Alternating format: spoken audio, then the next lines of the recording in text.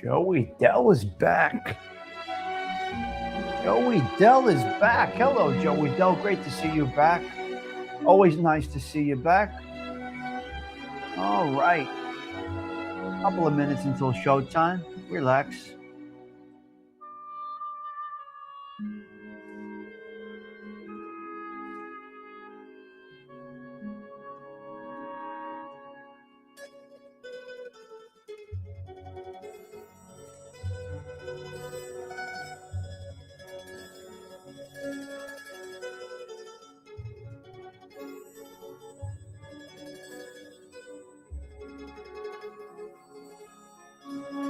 All right, we're gonna cut this.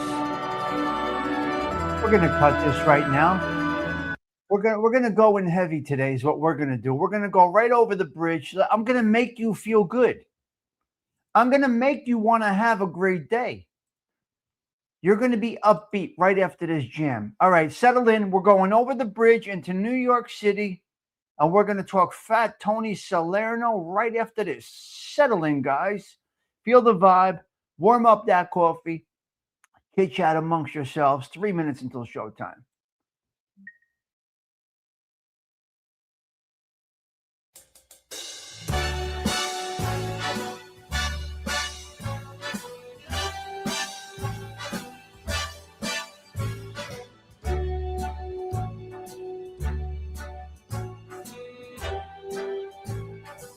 Start spreading the news.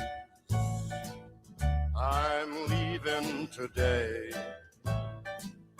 I want to be a part of it. New York, New York. These vagabond shoes are longing to stray right through the very heart of it. New York, New York. I want to wake up in a city that doesn't sleep and find I'm king of the hill, top of the heap. These little town blues are melting away. I'll make a brand new start of it in old New York.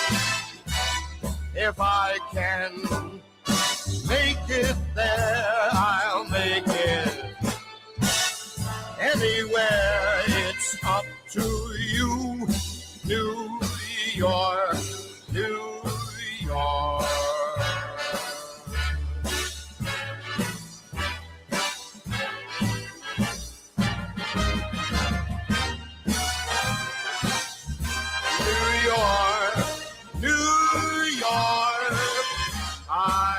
If this doesn't do it for you, you're dead.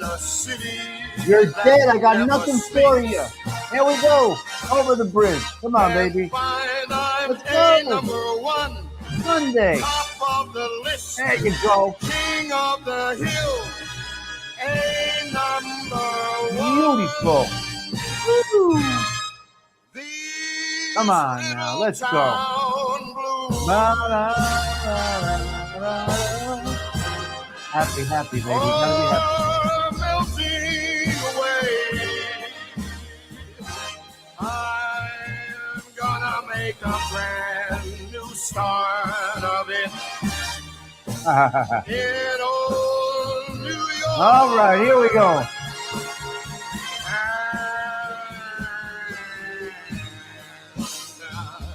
If I can make it there, I'm gonna make it anywhere.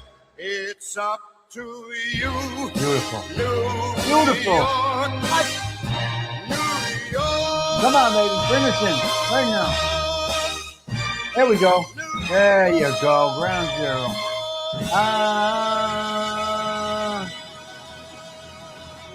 Bang, bang. We are here. We are live. It is Sunday, baby. Let's have a little coffee talk here. Uh-oh. Are we straight? Are we backwards? We are straight. We are straight. We are good. Okay, let's fix this thing over here. Let's get rid of this banner. Bye, banner. 179 consecutive coffee talks is what we're kicking off this morning. Stony motherfucking Tony is here. Delilah with the Jersey Licious post. Stephen Morinello with the Cash App. Thank you this morning. Sweet Tea, the underboss coming in. Joey Dell is back from his wonderful trip. Thank you for posting all your memories. That was great. It's going to be a good day because I said it's going to be a good day. We're going to have a little sunshine in the neighborhood today. It's just going to be nice. I feel it. All right. I feel the vibe, and I hope that you do as well. Let's have a little coffee first. Here we go. Serenity prayer is always up first. Salute to you. Oh, that's beautiful, Delilah. Oh, come on. What's better? Polak, every day is a good day. I mean, what's up? It's got to be. There's nothing to talk about. It's got to be a good day. Now, there's some things I could change around in the StreamYards and change this and change that. Your sister's ass. But I like this basic, small look here. Nothing extravagant. Nothing crazy. This Godfather poster has been through, which side is it on? This side. Been through the mill. That frame is cracked. I had to rig it together, and I got it good.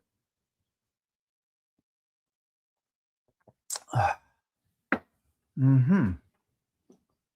Oh, my Lord. She's really pushing it now, this one. Bang and boom. Yes. Yeah, bang and boom. Yes. I don't even know what T, can you wear the watch nipple? Yes. Yes, Tony, but I don't. Good morning, Mr. Pete Rizzolo. Great to see you. Come on in. Let's fill the social club up. We got a 40-piece yesterday morning, guys. We might have hit 41 yesterday morning. That 40 number is something else. Hello, Mr. John McHugh. How are you? Have a blessed evening. I hope you're having a blessed evening out there. Joey Dell, it's lovely to see you back in the chat. Pete, my pal from Stony motherfucker Tony. Pete, good morning from Stephen Morinello. Don McHugh from Joe Dell. Polak, Joey D, you got my cheese and sausage. Delilah, good morning, Pete Rizzolo and Don McHugh. Stony, Tony, Don Moneybags, yes. The $100 cigar smoker. He looks like fat Tony Salerno. Well, I mean, he really looks like ZZ Top, but we're going to say he chomps the cigar like fat Tony Salerno. Hello, Zelda. Oh, it's nice to see Zelda. That's where you get me starstruck. That's starstruck. Look who's here. Zelda Z is here. That's starstruck. Ain't a motherfucking soul that could come in here out of the ordinaries and have me starstruck. You'll get my respect, but that's about it. There ain't a goddamn soul, but I would love to see Marla. I miss the lady Marla. I really do. I liked Marla. I liked Marla. She was good people. We were gonna do an R&B show together, and then all of that got hijacked. All of that got hijacked. Why did that end? From the guy Terry, James Terry, whatever his name is, that guy that used to help out Angel. Yeah. Polak, I didn't get any cheese, but well, I saw a place last night. What was the name of this place? What was the name of this place at fucking 1 o'clock in the morning? Oh, Cheese Wheel? Cheese Wheel? Cheese Wheel. On Carmine Street. So this is what I saw at 1 o'clock in the morning. Cheese Wheel in another place called Venue or Vidu. Something. The whole area changed. Carmine Street and 6th and Bleecker and just it's all total. I don't know what happened down here. Good morning, Watch You're Crazy. How are you? Good to see you today. Anyway, there's a place called the Cheese Wheel, I believe. It's down on Carmine Street, down the end by the corner. I don't expect any of y'all to be familiar with Carmine Street. I'm talking to a wall right now. You're on your second cup, Patty Daly. How's it going this morning? Where's the puppy? Is the puppy on your lap? Good morning, Watch You're Crazy from Delilah. Polak, Watch You're Crazy. Stony Tony saying hello to Patty. Zelda saying hi, Delilah, waving hands. Stephen Marinello. Patty, good morning. Love this. Sunday fun day. Sure. We'll be driving around convertible today. I'm going to look like Snoopy. It's a convertible day, so I got the convertible out today. So we're going to drive around. Oh, puppy sleeping on the floor next to me. Now, wait a minute. You're sleeping on the floor? If I fell asleep on the floor, I would not be able to get up. Just pull me right into the coffin. I would not. I don't know how you're sleeping on the floor. Hello, Joe from Zelda. They're happy to see you back, Joey Dell. Always a pleasure to have you back. What's he putting? I don't know what that is. Yeah, it's down at the tip of Carmine Street. They changed the whole neighborhood. You're in your recliner. Let the wind blow through that hair. Well, I don't have that much hair. I don't know about the wind blowing through. And I got to wear a hat. So I don't get skin cancer again. I don't know about the wind blowing through my hair. When Phil and the Vespas and Tony was mad, he was expecting a wheel of cheese from Italy, but forgot. Yes. Wow. Crazy stuff. Oh, we got our little 25 piece up in here for this morning's coffee. 25 will get a variation of numbers. We're talking Fat Tony Salerno. This is not a mob channel, although I was thinking about doing a mob week, a full week of mob content. Thinking about it. I'll be at church, so I'm alone with this whirlwind. Well, they sleep a lot. But it's great stuff, Patty Daly. It really is. It's great stuff what you're doing over there, Patty Daly. Did you have a good night last night? Joey Dell wants to know. All right. What does that mean?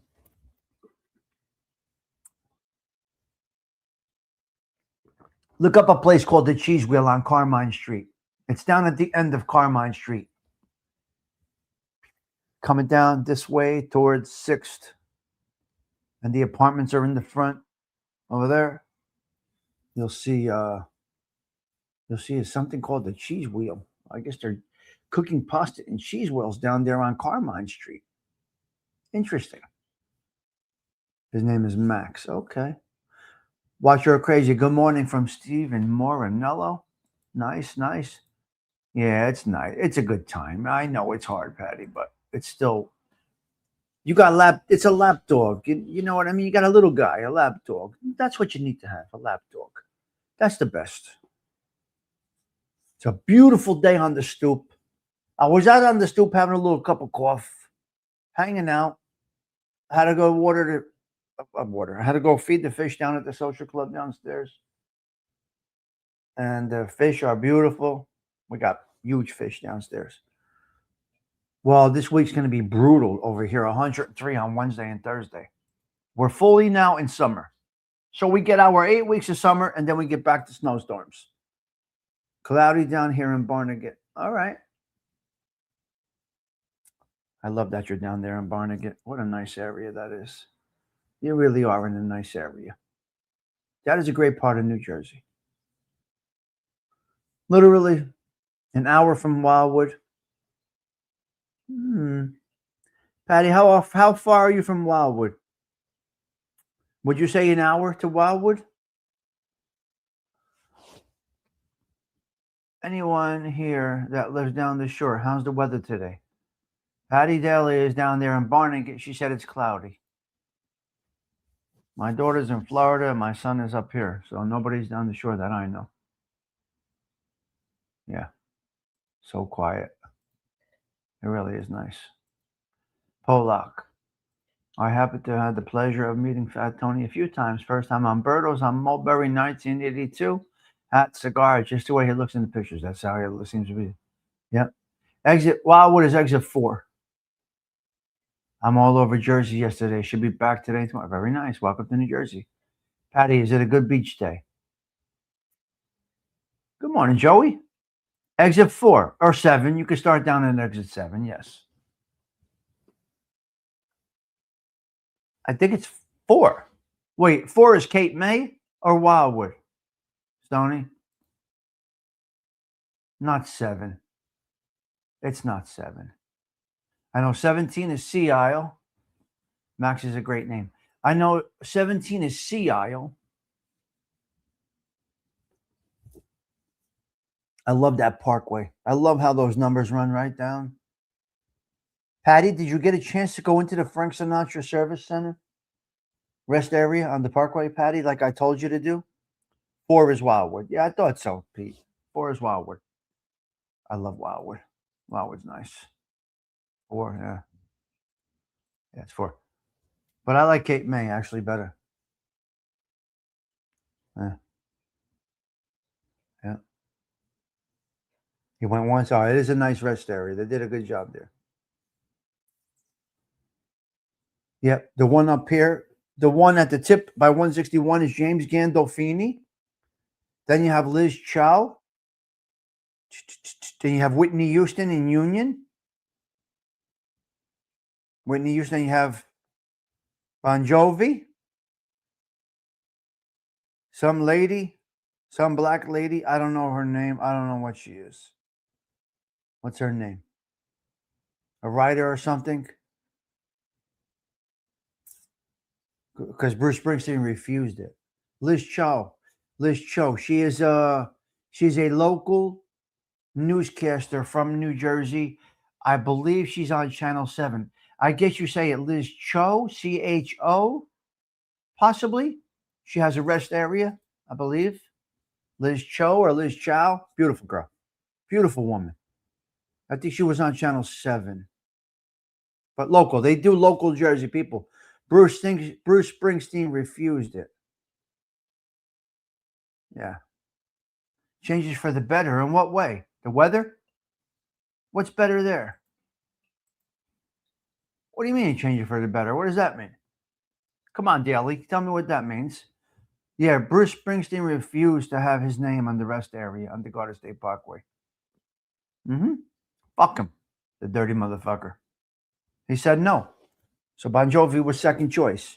Now, how does Bon Jovi feel about being second choice? What the fuck does he care? Less congested. Okay, yeah, definitely. Yeah, well, it opens up. It's nice. Look, the shore areas are nice. It's not for me, but the shore areas are nice. Where would I go? I would retire in Lavalette if I had the opportunity to do something like that.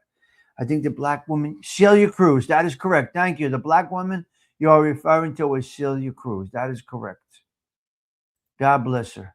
But she black or Spanish? Celia. I don't know her. I don't know my history like that. So, but you are right. Thank you, Delilah.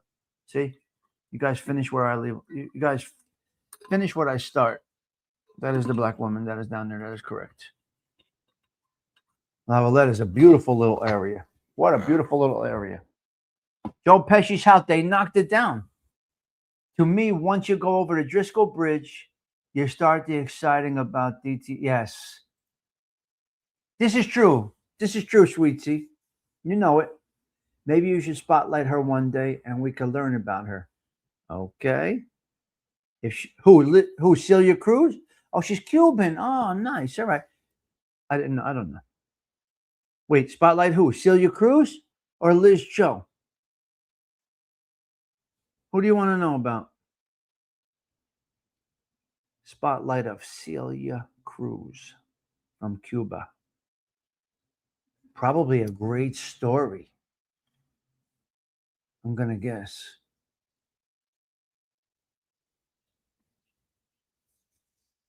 I don't know her story. I'm interested now.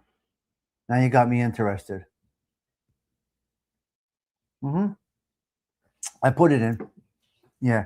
Once you pass, you start to feel it. Something about New Jersey, guys, I got to tell you. When you head down it's called the Garden State Parkway, because we are the Garden State. So the Garden State Parkway runs from New York, 300 miles, all the way. And then it's a great road. Takes you through many different areas, all the way from Bergen County to Cape May, which Cape May is absolutely beautiful. If you ever have the opportunity, I would highly recommend. AC Expressway.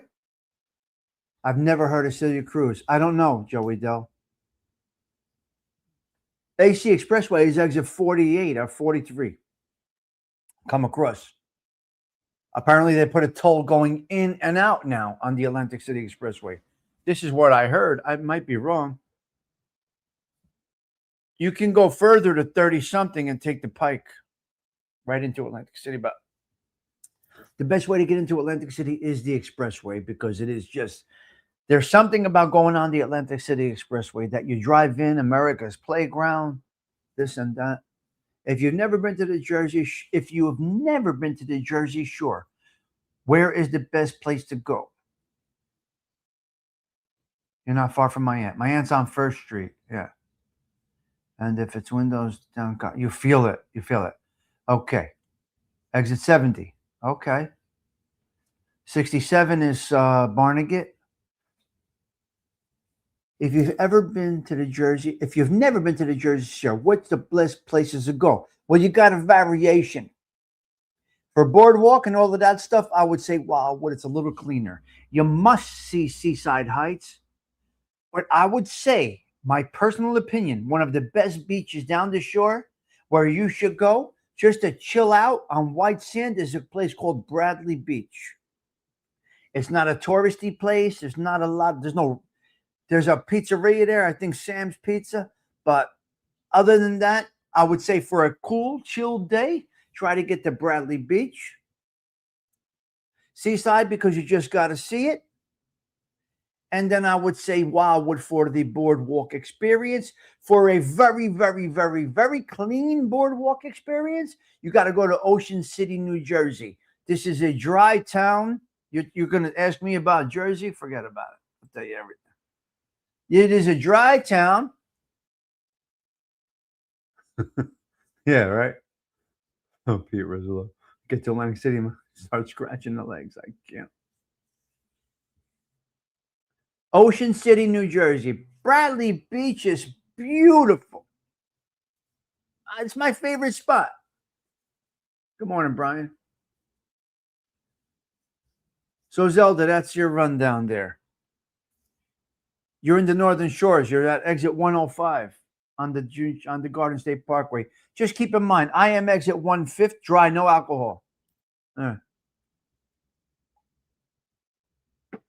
What would you suggest you go there for? Sit on the beach. Just relax on the beach. If you just want to chill on the beach. Don't be funny, you. The dry town. Oh, Ocean City is a dry town. Well, it's a great boardwalk. You got to get Johnson's popcorn. World famous popcorn. Okay, Polak, thank you for that. I'm gonna do a little spotlight on her, Celia Cruz. Now I'm looking forward to that. Yeah, so I would say Ocean City, get the popcorn. It's called Johnson's Popcorn. It's apparently the world famous popcorn. You could Google all of this stuff. I'll tell you. I am your New Jersey Google guide, okay? I'm your Google for New Jersey. Forget about it. You ain't going to get it any different. 153B is where I lived. 153B. But that is Route 3. I'm 50. I'm exit 150, Belleville exit. 165. So you are by the James Gandolfini rest area. So we go by exits over here.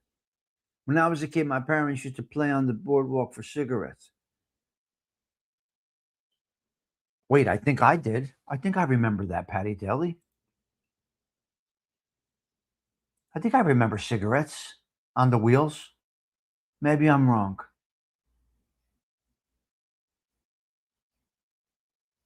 You know what? Check this out. Listen. Check this out, Patty Dale. You're going to like this little story I got here. Yeah, Route 3. I had to go. I had to get. See. I know every exit, everything. I think I remember. I think we still had it when I was a kid. Let me tell you a quick story. My mother had no money. We were kids. My aunt had a house in Toms River. My mother couldn't afford to take us down the shore for the week or whatever. So during the week, my aunt's house was vacant. Nobody was down there on the weekends. So my mother in the summer took us from, say, Tuesday to Thursday or Monday to Thursday, whatever it was, in Toms River, New Jersey. My aunt had a house on the lagoon, a boat, the whole shit. So it's me, my mother, and my brother. We go to the boardwalk, Patty Dale. Now, keep in mind, at home, we had no air conditioning. It was fucking 100 degrees in our house every day. My mother had no air conditioners. So I played the stand. I put money on the stand. Now I hit the stand. I hit the games of chance. Now you could pick. Back then, it was probably the Pink Panther fucking stuffed animal, Pink Panther, or a box of sweet tarts, or some other bullshit, rubber toy, stuffed animal, some other fucking shit that you don't need. What does Tommy pick? I'll give you 3 guesses. You'll never guess what I picked. I'm not going to give you any guesses. I picked a ceiling fan so that my mother could cool the house off a little better than just that standing fan. What kid does that? A ceiling fan? Tommy, you want a ceiling fan? You got all these things. Candy, cookies, I don't know, baseball sets, basketball games. You could pick anything on this stand. You pick a ceiling fan. Yes, I picked a ceiling fan because my mother had no air conditioning. Patty, I'm fucking out of my mind. I gotta be nuts. What kid does that? My brother's like, what? Look, my brother wanted the lifetime supply of Tootsie Rolls. There's me. I get the fucking ceiling fan like a jerk off. I can't.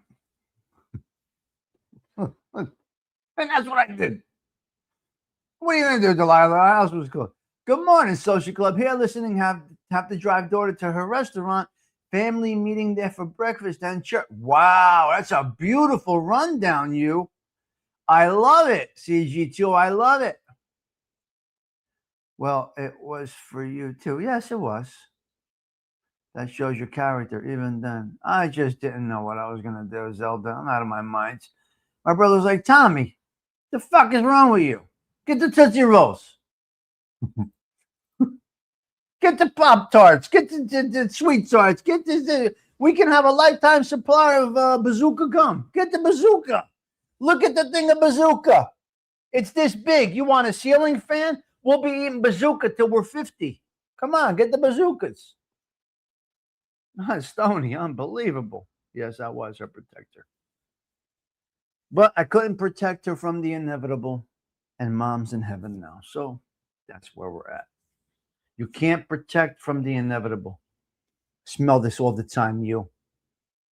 We had a giant window fan and sleeping on the front porch. Oh, yeah, that's good. I'm gonna recommend the sneaker to you. It's called Cloud Foam. Patty Daly, you're so not saying it was sweet. You were saying it had an ulterior motive. Well, you guys know I like that. Good morning, Patty, from Brian Cravoisier. CG2, good morning from Polak. Shall we talk Fat Tony Salerno? Let's see what this guy's all about. Now, I don't know. I don't know. I don't know how the mob stuff started for the Sundays. Somebody might have mentioned the commissioner or something of some kind like that. I'm not really exactly sure. Let me see. That's for tomorrow, little Stevie. We'll go with that right there. That looks pretty good there. Yeah, we can do that. I don't know if somebody said you do all the guys that are. I don't remember. A little other motive, yeah. Sony, I'll be in Wildwood in a few weeks. Let's get together and play shuffleboard. All right. Good morning, Brian from Patty Daly. Delilah and Patty are funny this morning. I love it. Great stuff. Shall we get into this guy? Because we got other topics to get into as well. So let's see. Let's see what we got here. Where are we? Where's Fat Tony? Where's the spreadsheet? Producers, where's the spreadsheet? Let's go. Sundays because mob and church go perfect together. Okay, sweetie, you got it.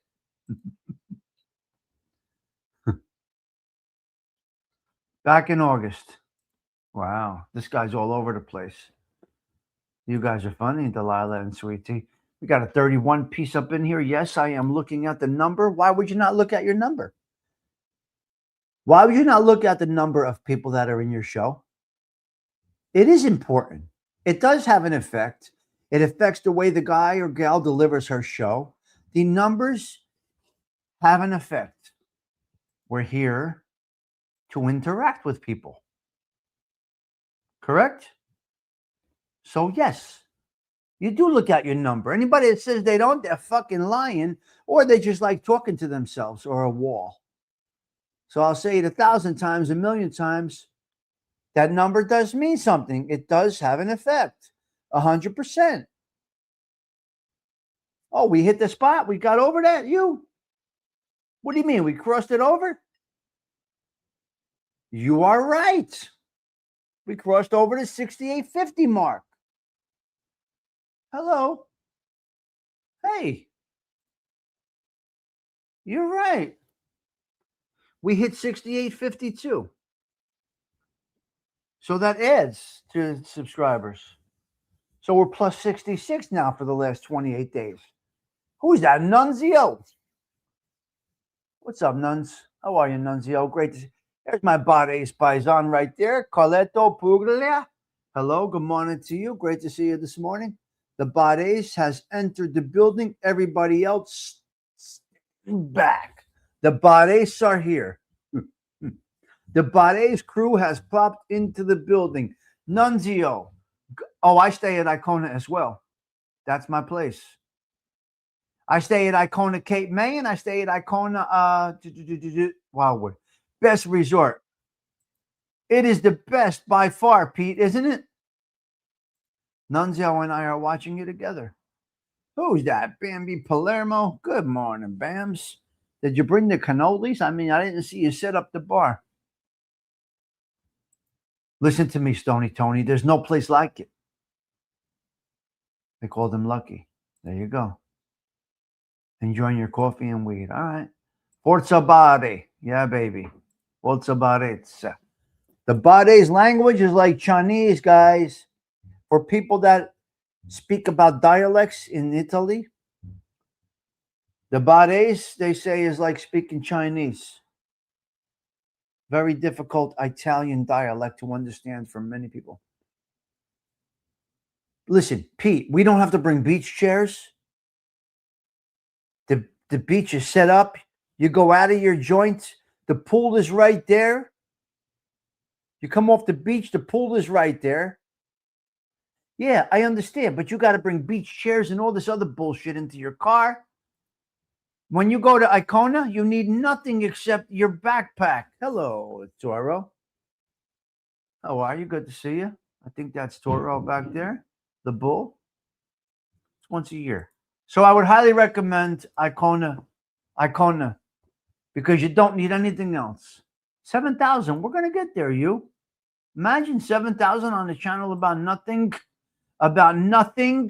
Let's talk Tony Salerno. Let's see what this guy is all about. Let's do a quick rundown of Fat Tony Salerno. Warm up the coffee. It's showtime. It's the Tommy Stigs Show in 3, 2, 1.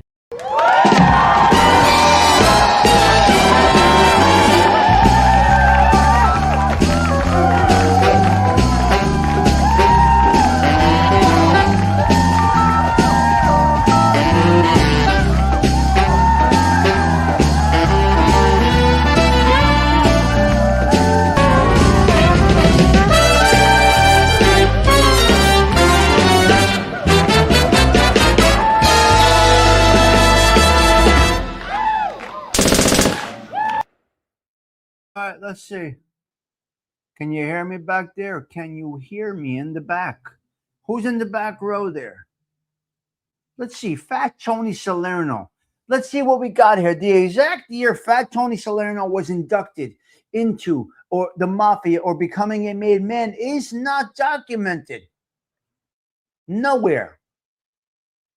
Like most high-ranking mobsters of his era, Fat Tony Salerno's initial induction occurred long before he came to the attention of law enforcement, though historical records show he was deeply entrenched in the Genovese crime family's leadership by the early 1960s.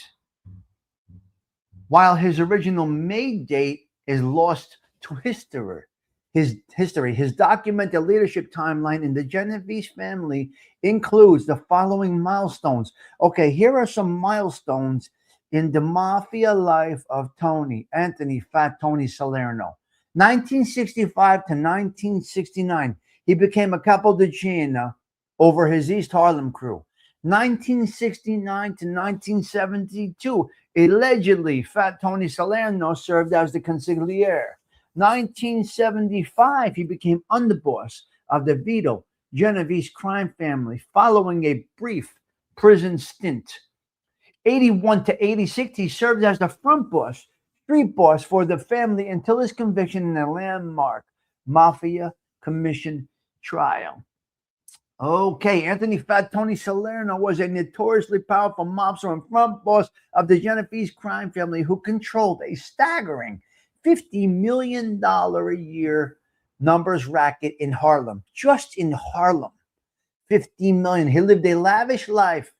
He lived a lavish life of luxury before spending his final years behind bars. So is it really worth it? The $50 million numbers king, that is, he is known by the 1960s, Tony Salerno's illegal gambling operations in East Harlem were so massive that they brought in up to $50 million a year. Jesus. The quintessential mobster. He had the look with his signature felt fedora, ever-present, unlit cigar, and classic style. He looked exactly like the public's image of an old-school mafia boss. He was the physical inspiration for the Symptoms character, Fat Tony, all right? He was a billionaire. In Fortune magazine in 1986, Fortune magazine named him the top mafia boss in the United States, cementing his reputation as a criminal mastermind. Very interesting. Huh. He took it right to the door. A fake boss. This is a question mark we have here. A fake boss? Despite his massive public visibility and power, law enforcement later learned that he was actually an upfront boss. not a true boss. He took orders from and acted as a decoy for the reclusive, eccentric Vincent the Chin Gigante.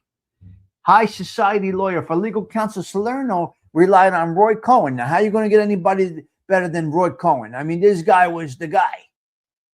A prominent and highly controversial attorney, famous for his connections in the highest levels of American politics.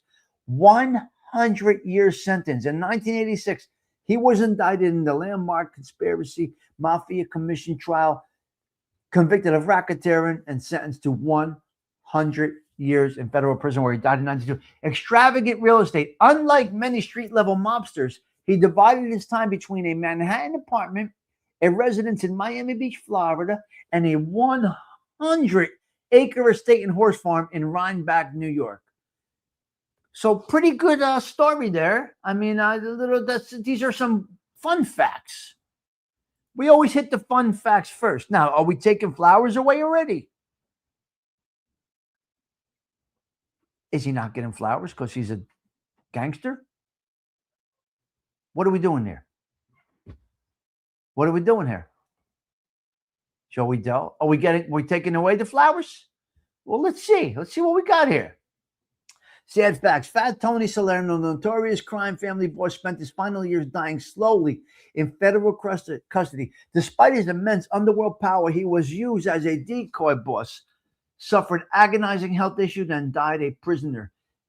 Several documented facts detail the grim realities of his later life. He was a decoy, though prosecutors in Fortune magazine named Salerno the head of the Genovese crime family and one of America's most powerful mobsters. It was later revealed that he was just a front boss for Vincent Chin. Died in prison.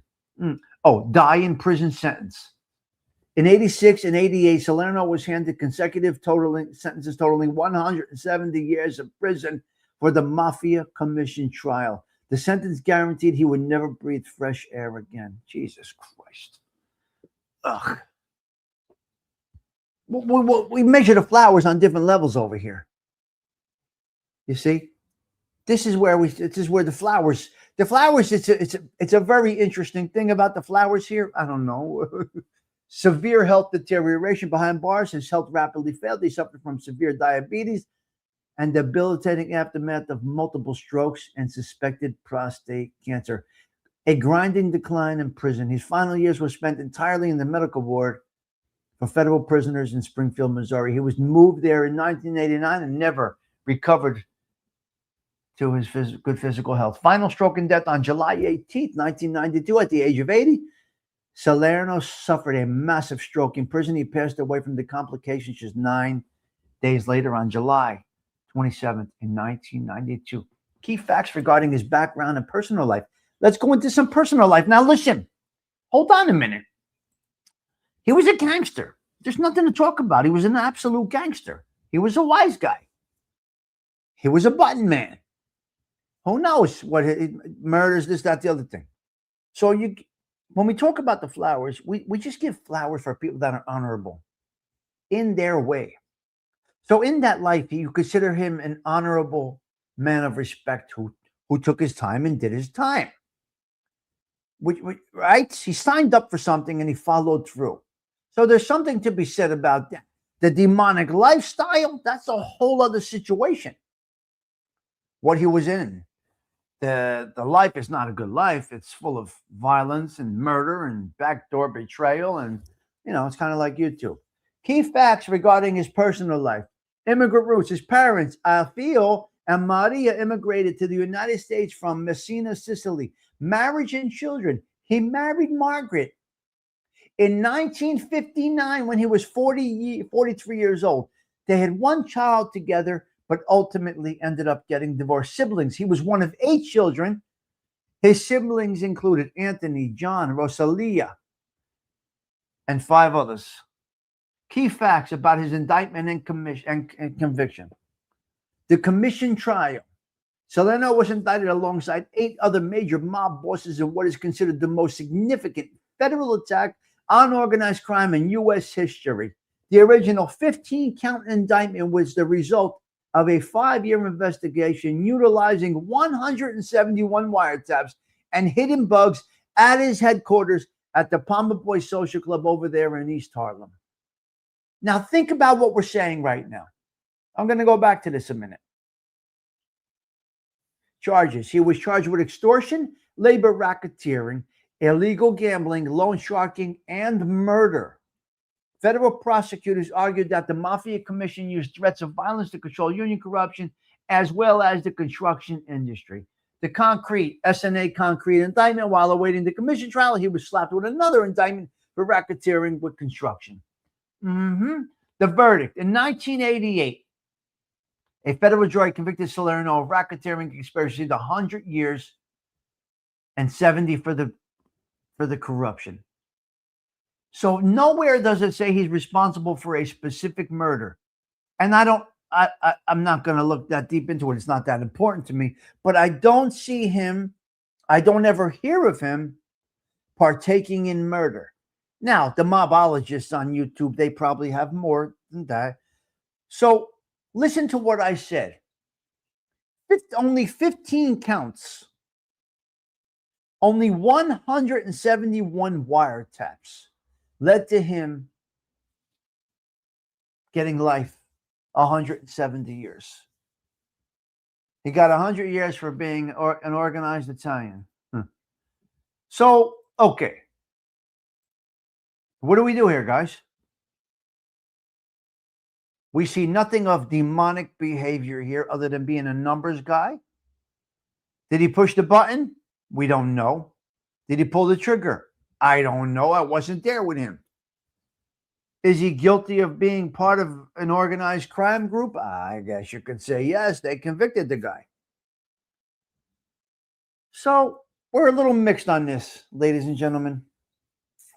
You got to give him respect for being a stand-up guy, never saying a word. You'd buy him a caddy. Never saying a word. So we're giving him stand up for his honor. Is that correct, Pete Rizlo? In a treacherous world. A mobologist. These guys that, I don't know, the stars, the celebrity YouTubers, you know, those guys. The professionals, I'm sorry. Michael Darian, good to see you this morning. All right, we're going to go with flowers for Fat Tony Salerno. Let's see a couple of clips from our friends over there at Mob Facts. I looked it up. He was never convicted or associated with any murder. That's what the problem with RICO is, Delilah, because it buckles you in. It bundles you in. So bosses get convicted because a guy is a car thief, a murderer, a whatever, a drug dealer. And that's how they get the higher upper echelon. And it's this whole thing. Give Fat Tony flowers. Give those cops 100 years. So it's very interesting. He's a very interesting man, Delilah. So we're going to go with flowers, guys, for the honorable aspect, right? And listen, was he a numbers guy? Okay, let's break down some of the crimes that he did. What's the problem with numbers in the neighborhood? We still have the Cuban lottery over here in West New York, I'm sorry. We still have the Cuban lottery here. We still have the street numbers. So what's wrong with the street number? Is there a problem? So Chelly, what's the problem with the street number? Uncle Fuzzy had the street number on First Avenue. We used to pick them up in the stores. What's the problem with the street number?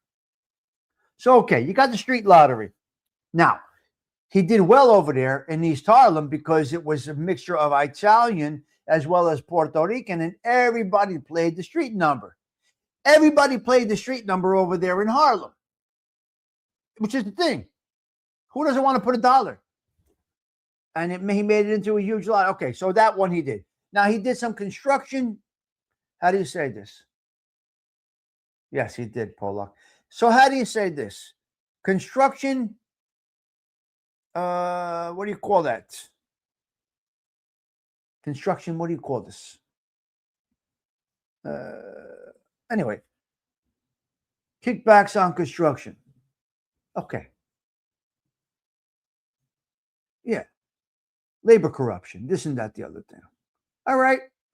So who gets hurt on that one?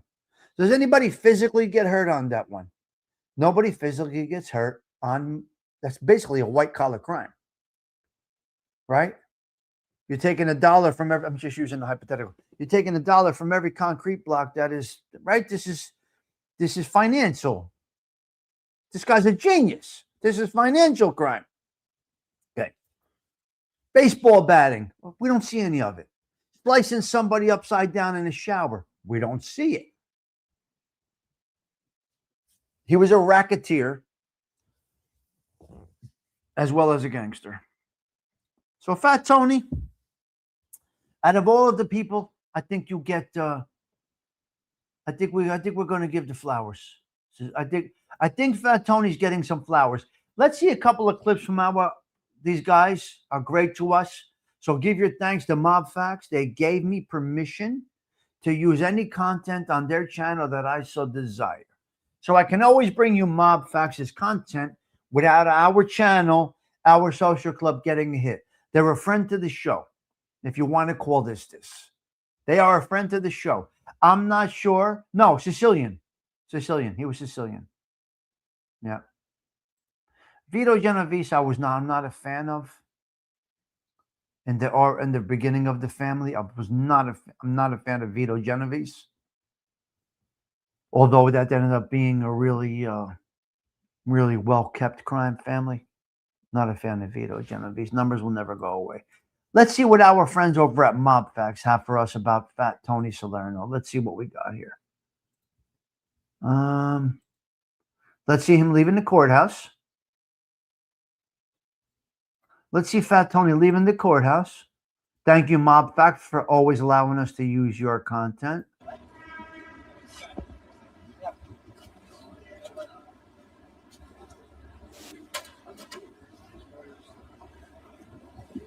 Here he comes, coming out.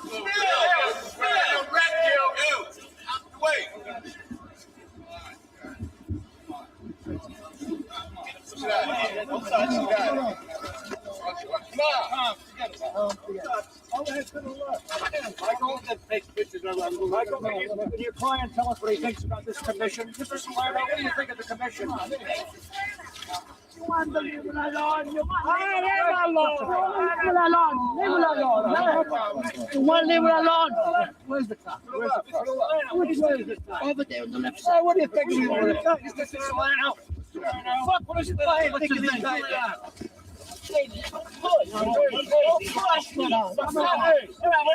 What do you think he done?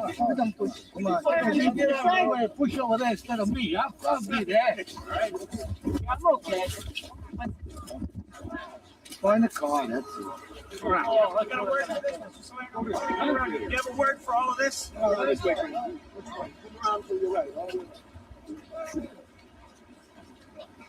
Tony, get the car here. Okay, right. Watch your back. All right, goodbye. Have a good night. Party word, Mr. Salerno, about all the Pull it up. Watch your hands. All right. Get him, let him get in the front. We'll get on the other side. Get on the other side. Go, get in there. Pull that thing out of the back. See. I'll take me and Frank. You'll take a cab. You go. Me and Frank will take a cab. Good. I like it. Oh, jump out. Hey! Open the door. Look at it.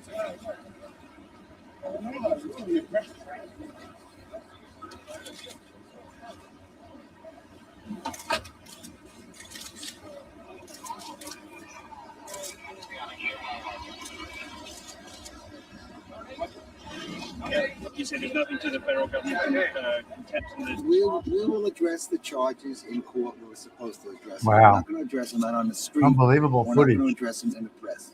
Unbelievable footage. Mr. Rosen, did your client make $2 million cash bail? My client made the bail approved by the court and approved by the government.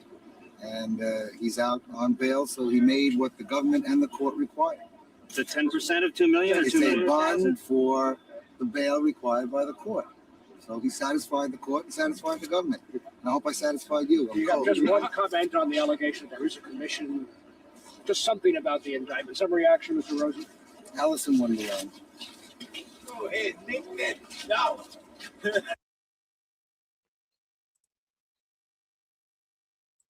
Mob Facts, man. Mob Facts gets really good footage. You're right. He wasn't into all of that public stuff. Mob Facts, I gotta tell you, my God, they do a great job with what they get. They really, really do. It's unbelievable. Let's see what this one is. Let's see what Mob Facts has on this one here. You got to give credit to Mob Facts. You want to watch anything mob, you go see Mob Facts. Fortune magazine's cover boy, Anthony Fat Tony Salerno, is 75. Until recently, the man labeled the nation's richest mobster spent his days sitting around his dingy Harlem headquarters. There, an FBI bug caught Salerno complaining to a fellow old-timer, 73-year-old Tony Dux Corallo, about a younger mobster's lack of respect. Listen, Tony, come down here and be no problem. I make all the time. How does everybody a good guy? This town man, that shit, I keep waiting for. Children, yes, As a key member of the National Mafia Commission, Salerno's reach extended far beyond New York. At another social club meeting, he's overheard ordering the settlement of a jurisdictional dispute between mobsters in Cleveland and Buffalo.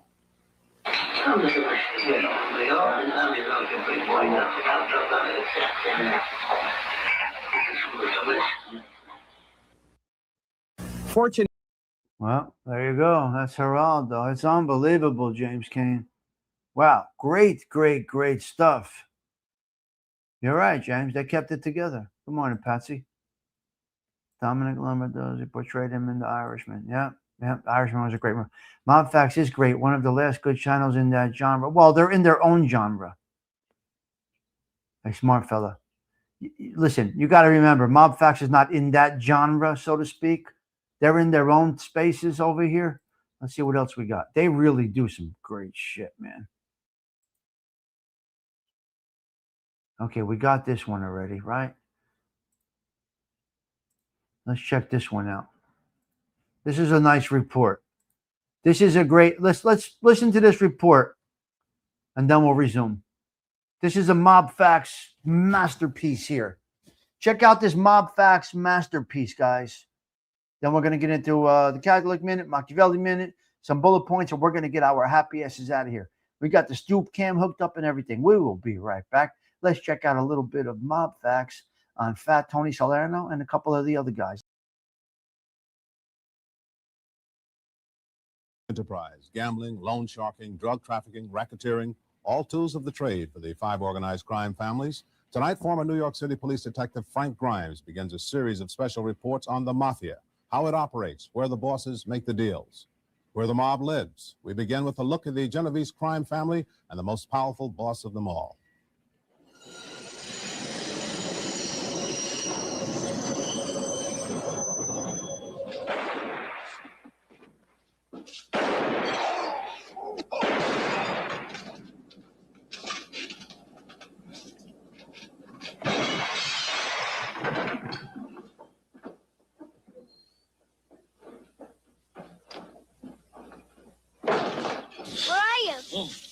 This is Al Pacino and Marlon Brando playing mafia kingpins in Hollywood's The Godfather. This is Anthony Fat Tony Salerno. For him, the role of mafia boss is no act. Law enforcement officials say he runs the Genovese organized crime family and that he is the richest and most powerful of the mob bosses. Lieutenant Remo Franceschini has been chasing the mafia for 25 of the 30 years he's been a New York City cop. He's not just a fly-by-night. He has been a boss in that family for 25 years. And his position is his ability to control large gambling operations. And he accumulated a great deal of wealth in that position. But right now, Fat Tony's in jail. He's on trial in federal court, accused of being a member of the Mafia's Commission, Organized Crime's Board of Directors. Experts say the man guarding Tony's power and wealth is the Genovese family's number 2 man, Chin Giganti, the brother of well-known priest Father Louis Giganti. Chin operates out of this social club on Sullivan Street in Little Italy, just 2 doors from where he lives. Organized crime people have to have a place to meet. And they usually go back to their roots. They usually go back to the neighborhoods where they feel safe to sin. Fat Tony's roots are in East Harlem. It's here, around 115th Street and 1st Avenue, where Tony made his bones, gained respect and power. There used to be a phone booth on this corner at 116th Street and 1st Avenue. The FBI had it bugged. It was blown up. Before Fat Tony went to jail, he routinely held his meetings here, the Palmer Boys Social Club on East 115th Street, half a block from his apartment. 3 days a week, Fat Tony Salerno, mafia boss, lived above this fruit store on 1st Avenue in East Harlem. But he only lived there from Monday to Wednesday. The rest of the week and the weekends, he moved north to his other home, a place far from East Harlem in more ways than one. This is Fat Tony's estate in Rhinebeck, New York. Neat white buildings with green shutters and a corral for horses make up Fat Tony's Spruce Bar Ranch. People from the area board their horses there. When I went to ask two of them what they thought of Tony as a rancher, I ran into some resistance. Wow. Come on, you have to leave. Oh, I just want to talk to you, sir. Sorry, leave. Okay. Wow. Tony's property is about 6 miles from downtown Rhinebeck's only traffic light. Lee, the cab driver, says that to the 5,000 people who live here, Fat Tony is just another neighbor. They feel Tony's life in New York City's streets and courtrooms doesn't touch them. In fact, Lee says some in town look forward to seeing Fat Tony and his ever-present cigar make a local appearance. Frank, this is Red Hook, and under previous management, Tony used to come here for dinner, and their waitresses loved him. He never left a tip of less than $50. Fat Tony Salerno, full-time mobster, part-time gentleman rancher, the day the FBI took him away from Rhinebeck and East Harlem. You guys want to say, Tony? Wow. Yeah, go f yourself. Right now, Fat Tony is living here, the Metropolitan Correctional Facility in Lower Manhattan, away from Rhinebeck and East Harlem. You guys want to say, Tony? Yeah, go f yourself. Part-time gentleman rancher, the day the FBI took him away from Rhinebeck and East Harlem. You guys want to say, Tony? Yeah, go f yourself. Go fuck yourself. Right now, Fat Tony is living here, the Metropolitan Correctional Facility in Lower Manhattan. But he's not the only accused mob boss staying there. John Gotti also calls this home. Tomorrow, he's the man, law enforcement officials say, who runs the Gambino crime. So there you go. We got a nice go fuck yourself. We got a nice go fuck yourself from Tony Salerno. Mob Facts, thank you for letting us use your content. Wow. So he had a little apartment in Harlem. He had a little apartment out there in East Harlem, a joint in Miami, and then he went upstate. Nice. If I'm not mistaken, during the race riots in the 60s, nobody touched his social club out of respect. Well, he was Italian. So what were the riots for? Who was the riots? Blacks, whites. What was the I wasn't there in the 60s. So what were the riots? Can anybody tell me? Black, white? What was it? I don't know this. I'm ignorant to this, and I'm always willing to learn something. Was it black, white riots? Anybody know? Yeah. Interesting.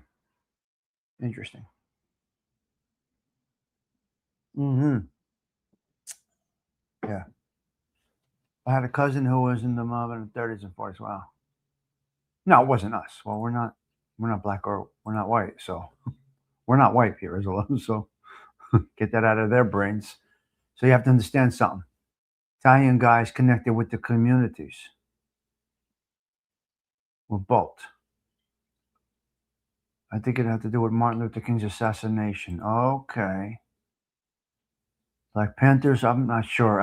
Again, I'm not going to be ignorant and say what I know. I'm not going to talk about something I didn't even research. So I'm not sure about the riots. All I could say is that the blacks and the Italians get along beautifully. You might have some racism here and there. I'm gonna say that. But overall, blacks and Italians get along much better than blacks and what some people will call white, I guess you can say. I don't even know.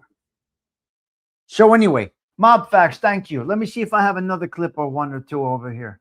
I think the riots were across the country at the same time. Sure, they burned down Newark over here. Let's see what else we got here. Share screen. Tony Salerno leaving the courthouse. We did already. Let's see what this one is. Let's see what this one is. I don't know. Mob Facts puts up all these things. Amazing content, I got to tell you. Prosecutor Rudolph Giuliani put one of his favorite laws to work again today. Armed with the racketeering statute known as RICO, he indicted Big Tony Salerno and 13 other alleged members of the Genovese crime family. Frank Grimes reports. Included in today's indictments were Anthony Fat Tony Salerno, reputed head of the Genovese organized crime family, and two of his alleged capos, Vinny the Fish Cafaro and Giuseppe Pepe Sabato. They and the 12 others named in the indictment are charged under the federal racketeering statute with taking part in a major criminal enterprise, namely the Genovese organized crime family. The indictment filed today alleges a broad range of illegal activities which typify a major mafia crime family's operations: bribery, labor racketeering, gambling, extortion, murder, bid rigging, control of the election of the president of one of the largest unions in America, and control over its affairs. Giuliani is referring to the election of Roy Williams, the president of the Teamsters. The indictment alleges that the Genovese organization infiltrated Teamster locals in the New York area and extorted money from legitimate businesses by threatening them with labor problems. By controlling businesses in the concrete construction industry, Giuliani says the group virtually controlled the construction of high-rise buildings in Manhattan without the knowledge of developers and construction managers. Giuliani says that through a bid rigging scheme, the majority of concrete construction jobs done in Manhattan from 1980 to 1985 that were worth more than $2 million only went to concrete companies under the influence of the Genovese organized crime family.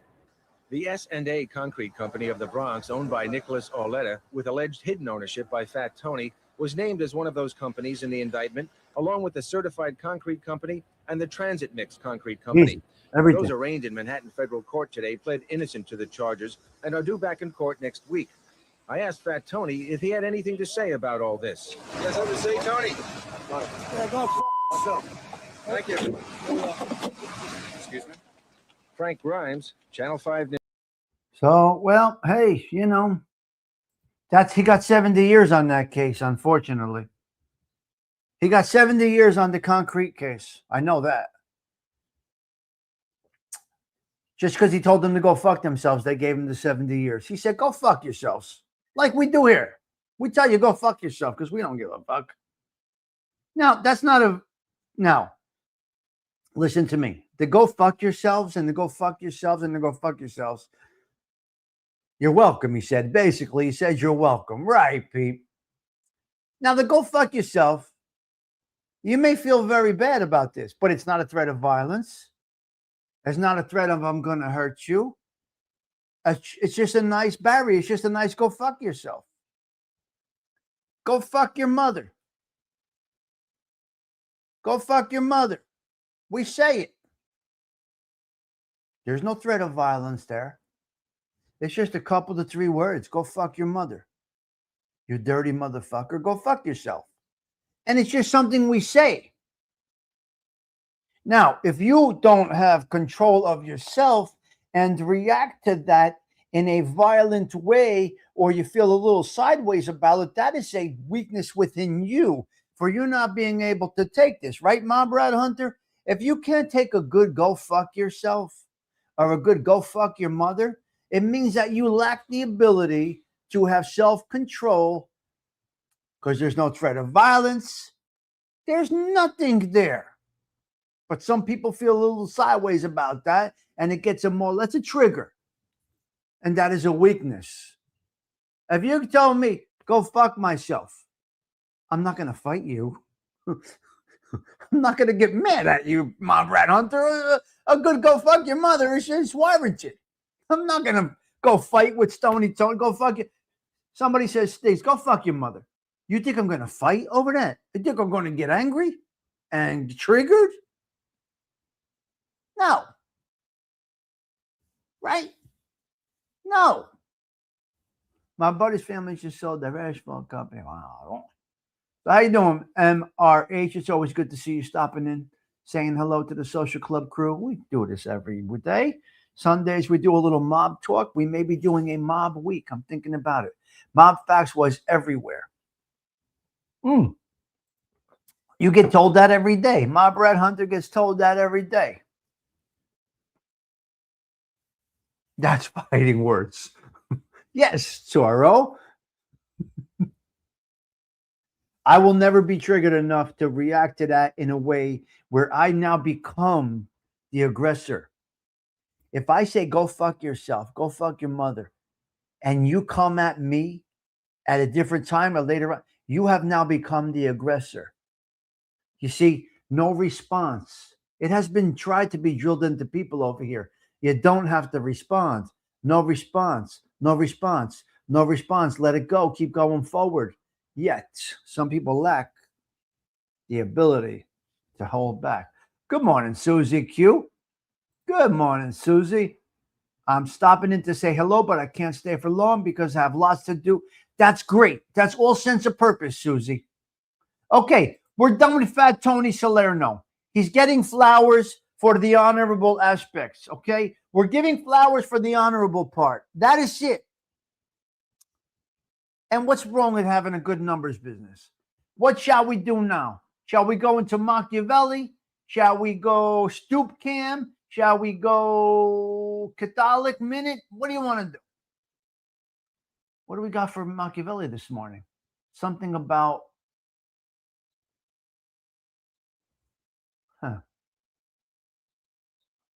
Nicola Machiavelli's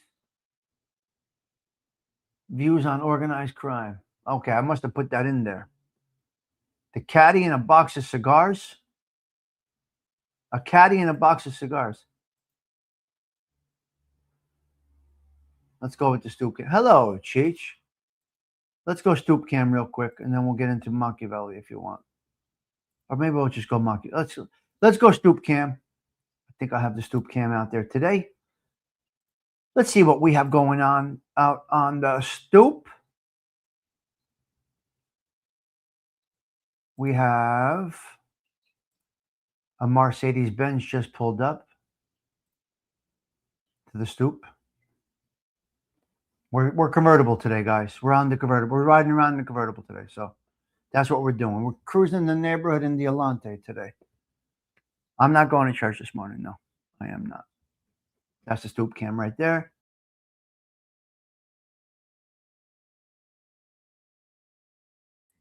Little cloudy. If it rains, we'll put the top up or the cover on it. That's what we'll do. All right. Uh-oh. We got a looker.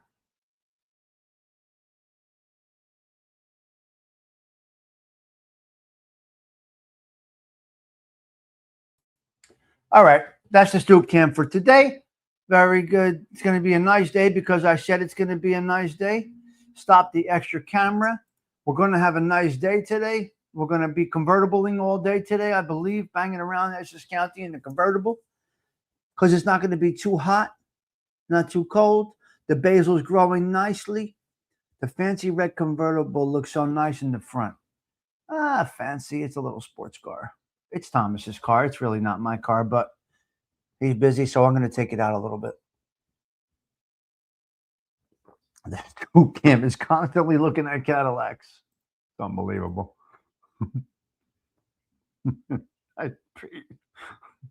I'm here just working on the Hollywood shootout documentary, Heat. Oh, my God. That's great. That is great. No, right. It's a nice day for that, for convertible. Okay, shall we do Machiavelli?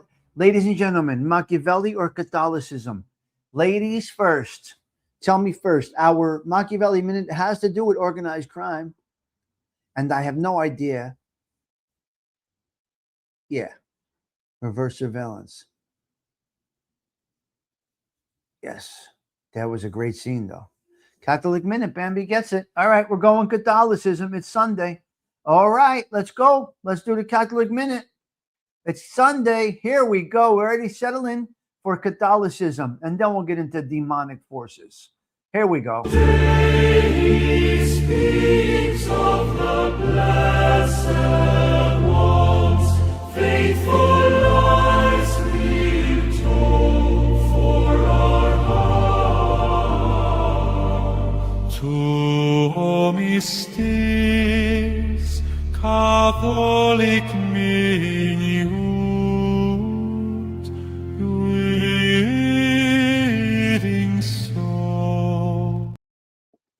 Okay, let's put the Osada avatar that he made for me up here. Let's do our Catholic minute prayer, if you don't mind.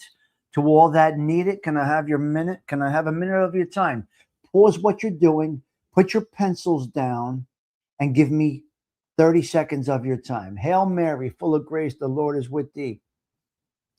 Blessed art thou amongst women, and blessed is the fruit of thy womb, Jesus. Holy Mary, Mother of God, pray for us sinners now and at the hour of our death. Amen. Okay, here we go. Catholicism. On June 28th, the Catholic Church celebrates the memorial of Saint Irenaeus, a bishop and martyr. He was an early church father, a disciple of Saint Polycarp, and the Bishop of Lyon in the 2nd century. Saint Irenaeus is best known for the following. Now, check this out, Delilah. Theological defense. He famously defended the faith against Gnosticism, a heretical movement, by asserting that physical matter and the human body are inherently good. Famous quote, the glory of God. Okay, so he has a famous quote. Let's check out this quote here. The glory of God is man fully alive, and the life of a man is the vision of God. I like it. Doctor of Unity. In 2022, Pope Francis officially declared him a doctor of the church. Now, he is the patron saint of apologists. I got to see how I feel about this. What is an apologist? He's the patron saint of apologists. What the hell is an apologist? He's not my patron saint because I don't apologize for anything. When I get caught doing something, I just say, I'm sorry. Sorry I got caught. Not sure about the saint for me. Patty Joe, I'm not an apologist. If that's the right word, I'm going to say an apologist is somebody that apologizes. Can I be wrong on that? Defender of faith. I mean, the priest, listen, the saint gets the flowers. An apologist as a defender of the faith. Apologizing for what, though? I'm not sure, Italian Stallion. Maybe I'm just that dumb, I guess. I'm a dummy here. So I'm not sure. I don't know what to say here. Gosh, I don't know. All right. We're past the Catholic minute. Everybody got their Hail Marys today. Now let's get demonic. Let's go into Machiavelli. Let's see what Machiavelli is all about. Not apologizing. You're just stand up for your faith. True. Apologies suck. Here we go. Here we go. Machiavelli, come on. Tommy Stigs explores the sinister mind of Niccolo Machiavelli. I step inside where the cold truth cuts so carefully. Tommy Stigs explores the sinister mind of Niccolo Machiavelli.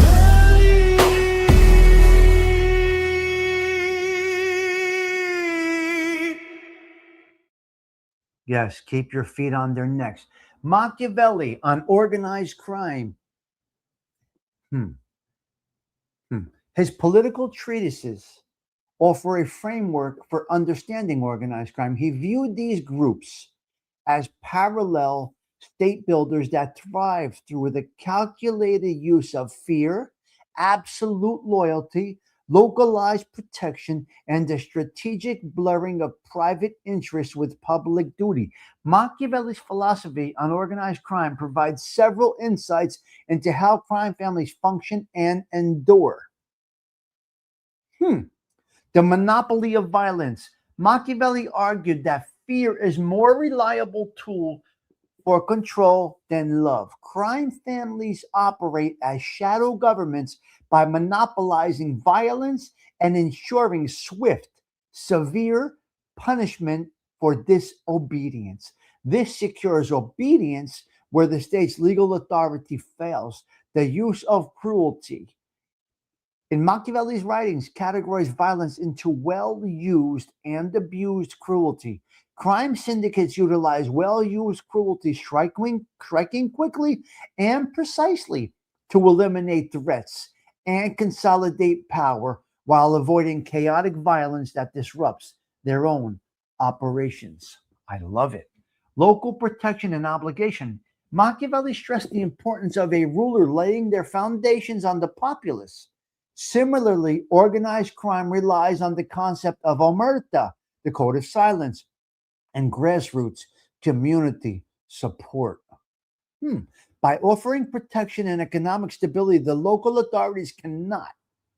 The mob families blind subjects to them through deep obligation.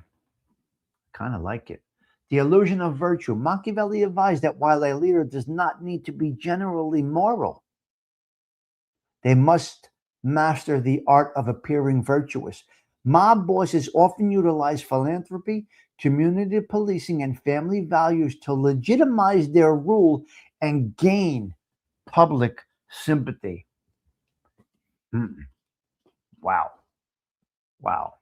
When someone dies, do you say, I'm sorry for your... Yes. I'm sorry you have to go through this as a matter of respect. 100%, Toro. Sorry for actions is what I mean. Sorry for actions is when I say, I don't say I'm sorry. I'm not sorry for anything I did in my life. I have no regret. I have no regret. I have no remorse. I have none of that. So I am not sorry for any decision that I have made along the way. It is the pathway that led us to where we are right now. Consider it a teaching, a check mark, a lesson. But sorry for your loss, of course. Sorry, I feel sad for you. I'm compassionate. That's sorry. I feel bad that you, a good person, has to go through this. I'm sorry you have to deal with this trauma. You follow me, Toro? I'm talking about the actions of one's own. Apologizing. Sorry, not sorry. I know. Exactly. You feel me. You are the same way. Okay, let's go into a couple of other 3 bullet points right now. That's just how I am about this. That's just how I am. That's how I feel about this stuff. I feel bad they are in pain. Exactly, Bambi. But some of them can go fuck themselves. But yes, go with that. We feel bad that they're in pain. Okay, we will be right back. Give me a minute here, guys. 1 second.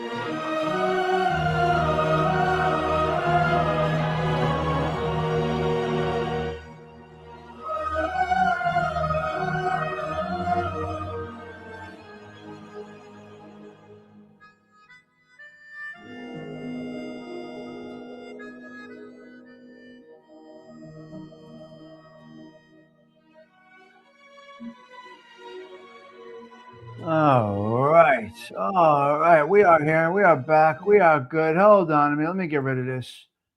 Let's get this off the screen over here. The music is it's a masterpiece of music. If you don't like the Godfather music, we can't be friends. It is just, there's something about it.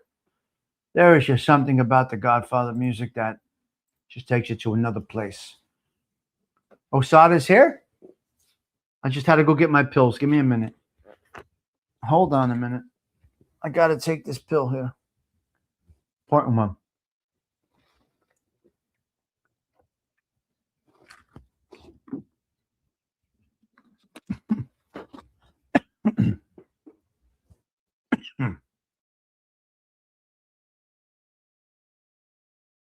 Maron, that's a big one. I take one pill that because of the blood pressure stuff. You got to take. I take this one vitamin. It's a Q10, I think it's called Q10. This is vitamin C, so I don't get a cold. I never get sick. Why don't I get sick ever?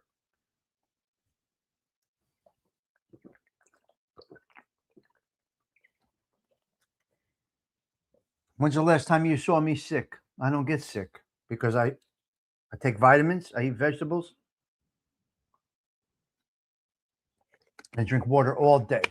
The only coffee I have a little bit in the morning, 16 cups or so. And then all day I drink what? That's it. That's it. That's it. I never know the name. I got COVID 14 times, but that's another story. When I get, listen, when I do something, I do it. I do it. But that is a great, this is a great pill that everybody should take. I don't know the benefits of it, Delilah, but it works. It helps to minimize muscle pain from the pills that keep me alive, you know. So what am I going to do? I got to take these pills. I got a hereditary heart issue. It has nothing to do with diet. It has all to do with hereditary. So I got these heart problems, and they can't be controlled by diet, unfortunately. So we shall see where the world takes us. When it's our time to go, we go. That's that. The fuck? We don't fear death over here. We're not ignorant. The clock ticks and ticks. So this QX10, Q10, whatever I take, it is a nice vitamin to take. Now, it's very, very, very, very expensive at the drugstore. So get it on Amazon, but I do recommend it. Supports that.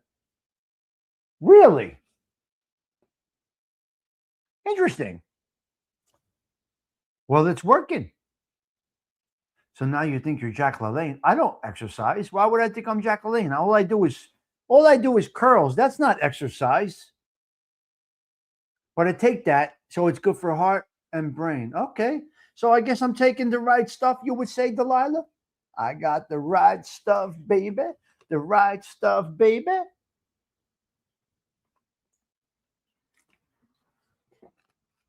Oh, it's working. I don't run out of breath. You guys heard me walking around outside. I don't run out of breath anymore. I go up hills with Nico with no problem. I walk the puppy up and down the hills without a problem. Many, many, many other things that I can do now. And so I take fish oil. I take vitamin C. I had a B12 deficiency. I'm down to 3 days a week of B12. I take an extra 1,000 milligrams of C. I take Centrum Silver or 50 plus, whatever. I take a lot of vitamins. And I eat no-fat yogurt with peanut butter oats. And I have a shake every morning with almond milk, spinach, strawberries, peaches. I take a fish oil pill, yeah. I have to, that's what I'm going to do. And pineapple, mango, natural peanut butter, and I make my shake every morning. So I do decent. My snack, salt-free pretzels and hummus. Yes. So that's some, I'm doing a little bit here and there. Friday night, Saturday night, I go out. Sunday, I eat macaroni on Sunday. I'm Italian. I eat macaroni on Sunday. What do you want me to tell you? This is what I do. I got a nice pound and a half of meatball mixture yesterday, fresh from the butcher. I walked in. Anthony says, "How much you want, Tommy Stigs?" Tommy Stigs, how much you want? He don't like to ask. Tommy Stigs, I'll give me a pound plus, a pound and a quarter. He's like, I'll give you a pound and extra. Throw it on, Anthony. You want a brajol? I'll make it for you fresh right now, Stigs. Anthony makes me a fresh brajol, a nice beef brajol. He pounds it out right in front of me, wraps it up. Yes, I'm a half-ass vegetarian. A little meat on Sundays, ladies and gentlemen. Got to get a little red meat in you. What's better than a fried meatball? Come on. Let's get real. You know what I mean? Let's get real. Okay, let's get into a couple of 3 bullet points. If you don't mind, we have, yes. We have our top order of business is Stephen Morinello, very consistent with the cash apps. It is appreciated. So thank you. Thank you, Mr. Stephen Morinello, for the encouraging text messages and the cash apps. So you are appreciated, you. We're going to go Pride Walk. We're going to discuss Pride Walk for a quick minute here. We have a Pride Walk today in New York City. Now, you could feel a certain way about all of this. This is not this is totally a personal thing. I ain't going to criticize you if you're gay, lesbian, testicle thing, whatever, transformation people, whatever you people do. I don't care. So you have your day today, Pride Walk. Now, this was, things started off around Stonewall. If anybody knows about Stonewall, I have a little data about Stonewall. We have Stonewall Uprising was a serious, spontaneous, violent protest by the gay community against the police raid that began on June 28th, today, the year I was born, in 1969. Okay, I was 7 days old on this day when it all happened. Yes. So, Greenwich Village, New York City served as a major catalyst for the modern global gay rights movement. The raid, date and time, early morning hours on this day. So on this day today in 1969, now some of you may remember this. The Patty Daley's of the world may remember this. I was 7 days old, so I don't know. Early morning, the location, the Stonewall at 53 Christopher Street. That's down there, downtown, down there, Christopher Street. The incident, police routinely raided gay bars, which were largely deemed illegal due to discriminatory state liquor authority rules. During the raids, the crowd of patrons, drag queens, trans women, and street youth grew angry at the rough treatment by the police officers. The turning point, instead of dispersing, the crowd resisted, forcing the police to barricade themselves inside the bar. The uprising, the escalation, the confrontation spilled into the streets, drawing hundreds of people over 5 days of protest. Demonstrators threw cobblestones, pennies, and bottles at the police, and the bar was briefly set on fire. The leaders, prominent figures, Marsha Johnson, Sylvia Rivera, and Stormy Delavari. The impact of Stonewall on this day in 1969, it galvanized the community and gave rise to the LGBTQ activist organizations like Gay Liberation Front. You do what you feel. I don't care. I do not care what you do. This is not in support And this is not in criticism. This is a historical day in the world of the LGBTQ world. Now, the mob's rule, control of the bars. In the 1960s, the mafia, specifically the Vito Genovese crime family and the likes of Matty the Horse, because Matty the Horse ran a lot of this stuff. This is a fact. Matty the Horse Ianello, many of you might not know who this is. He ran all the gay stuff, apparently. Yeah, I don't give a fuck, Tony. Tony, do whatever you want to do. And of course, Fat Tony Salerno was behind all of this. So the mob had a huge influence on this. They operated to exploit the Stonewall. The mob also plied the gay flesh. You see? The rebellion against the mob. The Stonewall uprising was not just a rebellion against police or harassment. It was also pushback against the mob's exploitation of the gay community. In the aftermath of the riots, newly formed gay rights groups actively championed the effort to get the organized crime out of gay bars. So now you do have this big, today you have this big march out there. And hey, you want to suck a bag of dicks and you're a guy? What the fuck do I care? What the fuck do I care? You're a lady liking the clams? Great. Fuck it. What the fuck do I care? You want to marry the same sex? The fuck do I care? What? Where is the highest divorce rate right now? Hey, Osada. Hey, Osada. What is the highest divorce rate right now? Men and women. I'm sorry. The highest divorce rate are lesbians. Because women can't get along with women. For some reason, the highest divorce rate is amongst those lesbians that got married. They break up. Relationships, lesbian relationships, they fizzle out. Women can't stand women. Just the way it is. Then regular marriage, men and women, is second. The top longest lasting relationships and marriages, so to speak, are man and man. Why? And what is this nonsense data? It's unbelievable, Patty Joe. It's unreal. Yes, I agree. Women and women, they fucking hate each other.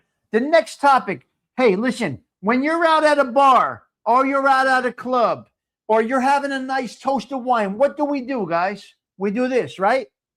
Clink. Hey, Patty Daly, check this out.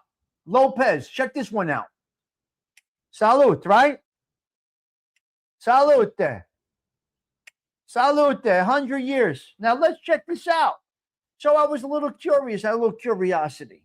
Now, curiosity ain't going to kill this cat. This cat ain't going to stop purring. I'm going to keep on rolling. But check this out. The clicking of the glasses, Bambi. Wyatt Earp, check this out. Patty Daly, check this one out. The clicking of the glasses before taking a drink is a social ritual symbolizing camaraderie, trust, and shared celebration. Today, it primarily serves to engage all five senses in the tasting experience, but its history is rooted in medieval legends. Safety and trust is one. Sensory engagement is another. I get that. Warding off evil. And a symbol of unity. Now, it is very, very, very bad. You cannot salute with water. Hello there, Brooklyn. Do not. If you say chindan or salute with a bottle of water, Patty Daly, it's a mortal sin, apparently. I don't know if it's true. Good morning, Brooklyn. I see you. I don't know. Unbelievable. All right. FIFA. Let's talk about the FIFA situation right now. So we are in the knockout round. So Colombia and Portugal. I wanted Colombia. Slap me in the face. Whatever. I got a lot of Colombian paisans. I wanted Colombia to win last night. Now, why the fuck are these games ending in a tie? Finish the game. Why is it as this should never be a 0-0? You fight until the fight is over. I know, Delilah. Shh. I was with a couple of Portuguese guys last night. Motherfucker. You want Colombia?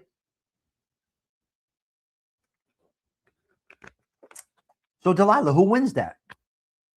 Who wins that match? And they're asking me, Stigs, you like the soccer? So nobody wins. Anyway, knockout rounds are coming up. The United States has a chance, as Spataro says, to get to the semifinals. This is fun. I'm enjoying this, guys. Get the soap. Patty Deli. Delilah, get the soap. The 2026 FIFA World Cup round of 32 knockout stage is officially locked in. Hold on. So, starting today is the knockout round. Today, June 28th, South Africa and Canada go into elimination matches today. Okay. 3 p.m. Eastern Time. Tomorrow, Brazil versus Japan in Houston, Texas, 1 o'clock. Tomorrow, Germany, Paraguay in Boston. These are knockout matches. Netherlands versus Morocco, 4:30 p.m. in Mexico. Thursday, June 30th, the Ivory Coast versus Norway, knockout matches, knockout games. France versus Sweden over here at MetLife on June 30th. That will be Tuesday. So it's going to be chaos traffic over here. 5 p.m. Are you crazy? Patty Daly. Wait, listen to me. Patty Daly. Wait a minute. Pete Rizzolo, are you hearing me? We have a 5 o'clock FIFA game at the Meadowlands. What the fuck is going to happen around here, Pete? Oh, my God. Belleville, Nutley, Bloomfield, Newark, Clifton. We're fucked. Sea Caucus, you're dead. Stay away from here. 5 o'clock at the Meadowlands. Listen to me. Stay down the shore, Pete Rizzolo. Make it a day trip to go down the shore. You don't want to be anywhere near here. It's 5 o'clock. It's crazy around here to begin with. Stay indoors. Oh, my God. Who comes up with this? And it's going to be $103. Wait a minute. It's going to be 103 degrees. It's going to be 5 o'clock rush hour where we can't even walk around here on rush hour. Never mind buses, cars, and 80,000 people going to Giant Stadium. It's going to be insane here. Well, anyway, it's France versus Sweden. Oh, it's Tuesday. It's Tuesday, 5 o'clock. Mexico versus Ecuador. That's a good one. That is 9 p.m. in Mexico. Oh, my God. That's going to be a crazy game. Wednesday, July 1st, England versus the DR Congo in Georgia. Belgium versus Senegal in Seattle, Washington. United States versus Bosnia in Wednesday, 8 o'clock at the Levi Stadium in San Francisco Bay. So the United States faces Bosnia in the first round of knockouts. July 2nd, Spain versus Austria. Portugal versus Croatia. Did you hear me? Did you hear me, Delilah? Portugal versus Croatia knockout in Canada Thursday at 7 p.m. Switzerland and Algeria. Australia versus Egypt. Argentina versus Cape Verde. Colombia versus Ghana. And the World Cup final is hosted at MetLife Stadium on Sunday, July 19th. Very, very, very cool stuff. There is a lot of great stuff going on. So follow the soccer through the end. Now it gets exciting. The knockout rounds to me is where it starts. This was all fun and games coming up to this, the preliminaries, but now we're into it. So I'm enjoying the excitement. I'm enjoying it a little bit. I got to tell you, it's pretty cool. It's nice. It's nice. We got a heat wave coming up. They're calling this. We got a heat dome coming, Zelda. Whatever this means. So the heat dome is coming up to New Jersey, and we're going to get hurt. Is Cheech here by any chance? Cheech, where are you? You asked me about the oven, the pizza oven. Is that correct? Did I catch that comment correctly? This is called the Uni Pizza Oven, and I highly recommend it. Cheech, okay? Yes. Little Stigs pizza ovens are absolutely incredible. There are some techniques that you have to learn, but I would recommend you get the Uni, but get it with the propane, not with the pellets. Okay, get the Uni pizza oven with the propane, not the pellets. Okay? It's an interesting oven. You will cook it in a minute or two. You put it in, you got to flip it around a little bit. You got to cook the pizza. You don't just leave it in there. You twist it around a little bit, and you got a really, really good pizza there. So I would highly recommend. I think you can get one for a nickel or so. I like the propane better. The pellets is just work.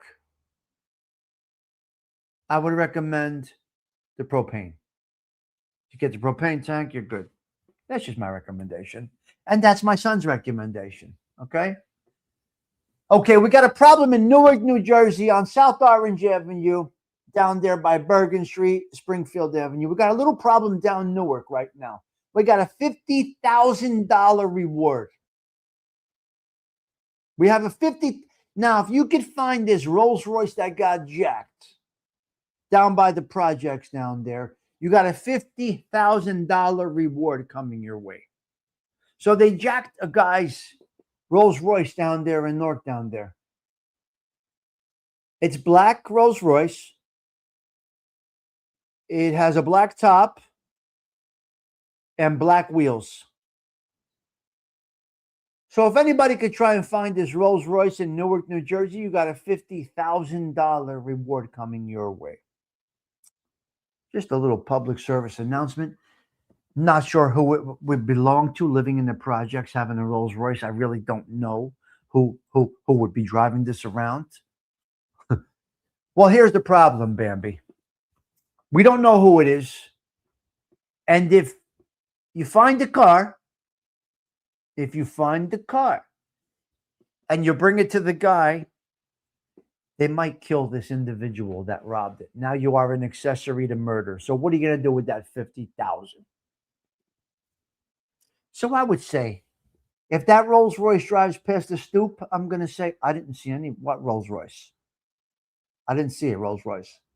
If I'm in Belleville today and I see a Rolls Royce, I'm not calling anybody. Fuck that. Don't call nobody. But driving a Rolls Royce down by the projects down there by South Orange Avenue, I'm not sure that is the best place to have your Rolls Royce parked outside, to be quite honest with you. I just want the umbrella. Now, if everybody knows this, every Rolls Royce comes with the umbrella. It has a beautiful umbrella situation in there. I'm going with a new business I'm thinking about. So you got the car charging stations. I'm thinking about opening up a car charging station with a social club vibe. My friend Manny is involved in this business. Great guy. Manny Rod, his name is Manny Rodriguez. He's involved in, I believe, still involved in placing charging stations. I should reach out to Manny today. Yeah, Manny Rodriguez from Newark, New Jersey. He was in this business. I'm not sure if he's still in this business. I'll have to reach out. I'm thinking about setting up a social club vibe with charging stations. You know, you charge your car, you got a cup of coffee, make a little cafe out of it. Just thinking out loud right now. I don't like electric cars at all. But there's an opportunity. I don't like electric cars, but there's an opportunity. Good idea. People can hang out and talk while they charge the cars. I'll have a couple of TVs going. I'm just thinking out loud right now. Hello, Bill C. Hello, Bill C. On this again, I never spoke about that again. I never spoke about that before. What are you talking about? Hello, sister. Never spoke about that.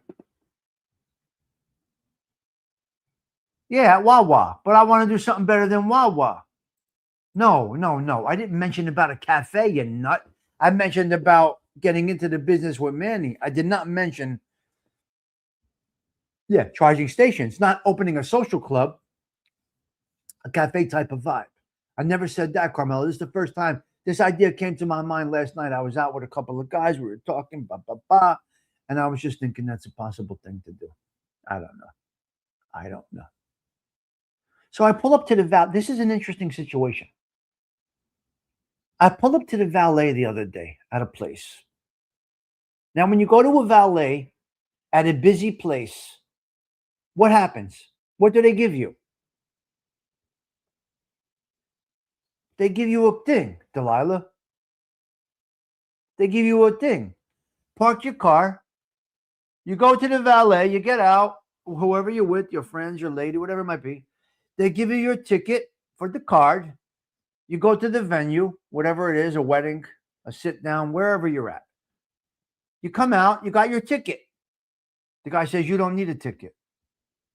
What do you mean I don't need a ticket? You don't need a ticket. Why did I not need a ticket? I need a ticket for my car.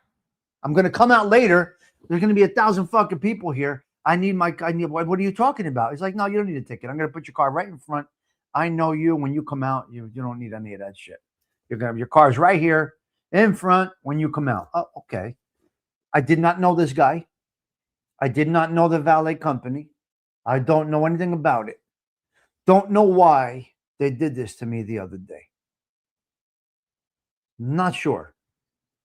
A little weird. I would say a little weird. Anyway, I came out, my car was there. 3 hours later. Strange things happen around here.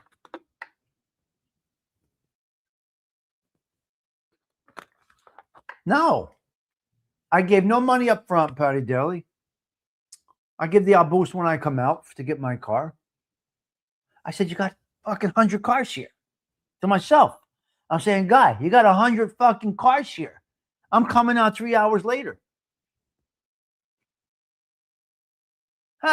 Nice.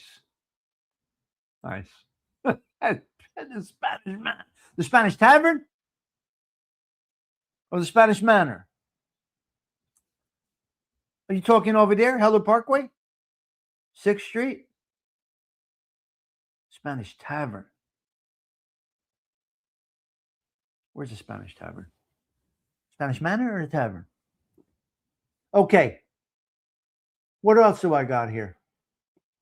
I don't know what a Spanish Tavern is. Do I know? I don't remember.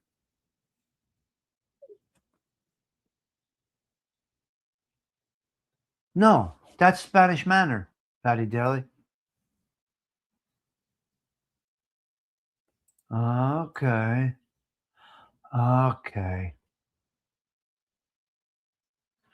But Steven, the tip was not, I didn't do it before.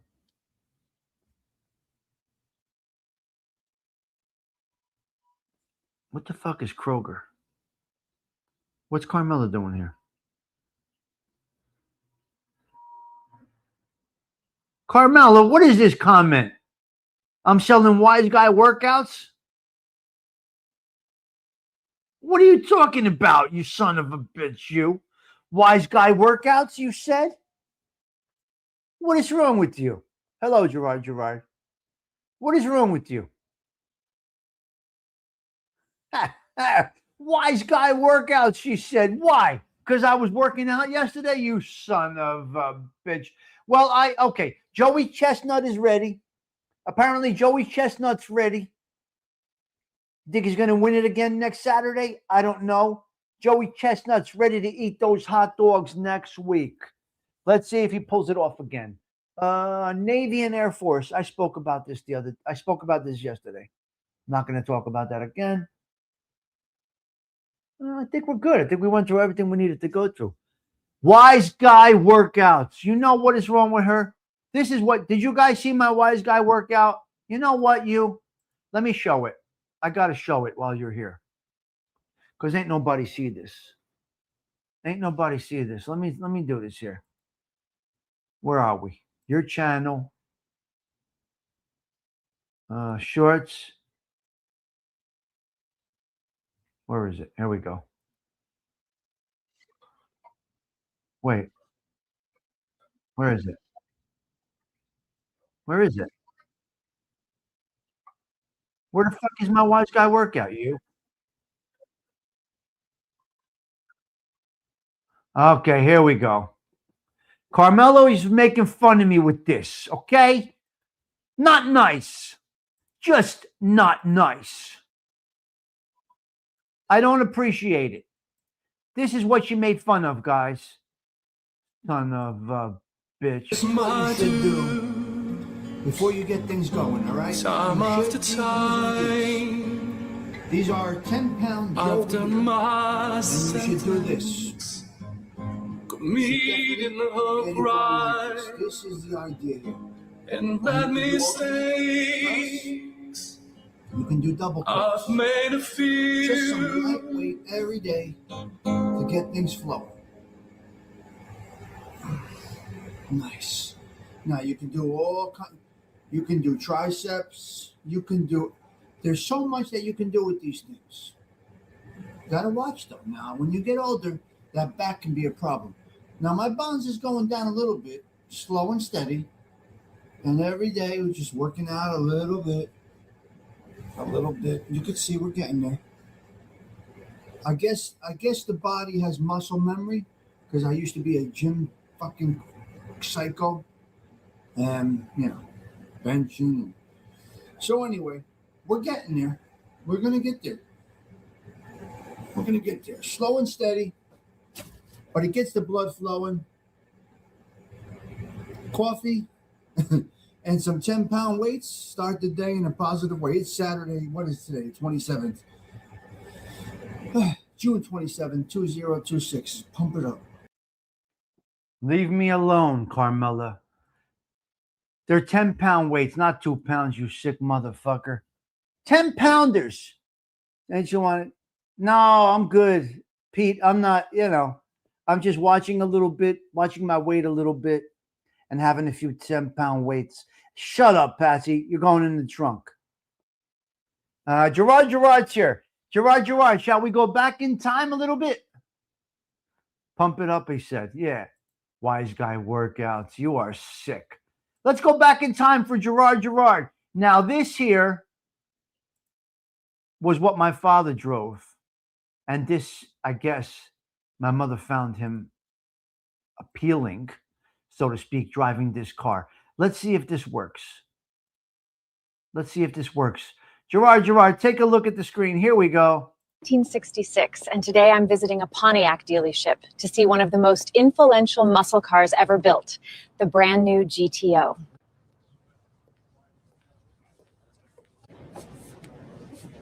There it is, the 1966 Pontiac GTO, one of the cars that defined the muscle car era. It already looks fast standing still. That's exactly what Pontiac wanted. The GTO combined mid-size proportions with big car V8 power, the styling aggressive and purposeful. By 1966, the GTO had become one of the most important muscle cars in America. So this is the famous engine.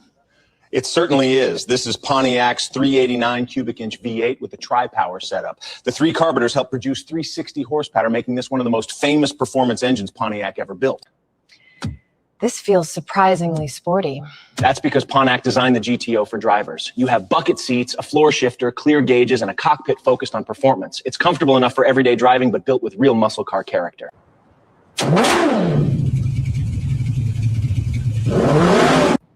I can see why the 1966 GTO became such an icon. It combines style, performance, excitement in a way that helped define the muscle car era. So there you go. There you go. My father had a 66 convertible when he met my mother on South Orange Avenue by Grunning's Ice Cream. And my father came by in a 66 red convertible. And my mother fell head over heels for that guy. So that's what my father drove, right? John DeLorean made the GTO. And that's what my pop drove. Crazy. There was an ice cream place called Grunning's. Grunning's, yeah. On South Orange Avenue in the Vailsburg section of Newark. Yep. And that's where Mama Stigs met my father. All right. Okay. Pete Rizzo, Mike F. Let's go with Uncle Badass. Let's hear what he has to say for today's Sunday. I'm not sure who we're spotlighting tomorrow. I think it's little Stevie Van Zandt. Let's go right here. Let's see what Uncle Badass has to say. He's angry today. Wow, look at him. He's angry. Fucking morning, it's Sunday, and don't act like you don't hear it. The lion doesn't skip the hunt just because it's Sunday. Hunger doesn't check the day of the week, and neither do you. The lazy ones think they've earned a day they didn't. You earn your rest by stacking wins, not stealing them. So drag yourself out of that bed like it's on fire. Now go own this fucking day. All right. He wants us to go own it. Yeah, what are you going to do? Carmela, a neighborhood guy, a neighborhood girl. He was in the Teamsters Union, and my mother was impressionable, and bop, bop, bop, bop, bop. And here's me and you, 60 years later. Here's me and you 60 years later, Carmela. Both our moms. Both our moms. Stevie Van Zandt tomorrow. All right. Good. Yeah. Oh, yeah. They do yoga in the prisons. Absolutely. Sure they do. Absolutely. All right, guys. I think we're going to rock and roll out of here. It's time to go. We did a nice 2-hour piece. Tomorrow we get back to short shows tomorrow. Yeah, we are 2 peas in the pod. Is that good or is that bad? Came by. Exit 151. All right. That's Nutley and Bloomfield as well as Belleville. You're right in the neighborhood. It's Sunday, he said. Carmela, that's a good thing. It probably cuts down the violence. At 3 a.m. you were over here? Wow. Well, look where we are right now, 60 years later, Carmela. We're good. We're happy with life. We're happy overall. You're playing with palm trees down there, and I'm playing with Bajan and Gall. Let's check the stoop cam out one more time before we get out of here. Let's see what kind of weather we got going on. Let's see where we are on the stoop. If anybody's out there or what. Nope, we are good. It's nice and clean outside today. We got a beautiful day today in North Jersey. It's about time we got a beautiful day today in North Jersey. Let's go off screen here and see if see if you can see the basil. Can you see can you see the basil? No, you can't see the basil. The basil is growing beautifully. The neighborhood is quite quiet this morning. We got a mix of sun and clouds. We got a beautiful day. We are sitting at 72 degrees right now. Stephen, it's a beautiful day around here. And you know what? It's going to be a great day. You know why? You know why it's going to be a great day? Because I said it's going to be a great day. The basil smells delicious. You got thunder. That's not good. I'm going to be riding around in the convertible looking like Snoopy today. Shut up. Shut up. Yes, I will have the convertible out today, and I will look like Snoopy. You got a problem with that? What can I tell you? What can I tell you? Oh, yeah, picking the basil yesterday. Yeah. That was great. That was great. All right, stop extra camera. Guys, listen, We're wrapping up the 170. So tomorrow is 180 consecutive. Wait a minute. Tomorrow will be, let's do 180, 180 plus 365 equals. Tomorrow is 545 consecutive coffee talks here at the social club. If I swung by at 3 a.m., it would have been quiet. Well, you would have to come down to Carmine Street to find me at 3 a.m. I still didn't really sleep, so.